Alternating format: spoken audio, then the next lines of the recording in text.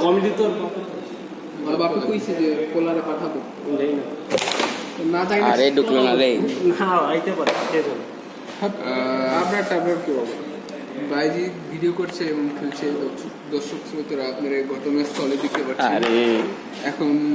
দিবান মারছি এখন আমার টার্ন দেখা যাক আমি কি করি আচ্ছা লালগুড়ি ফাড়া দিন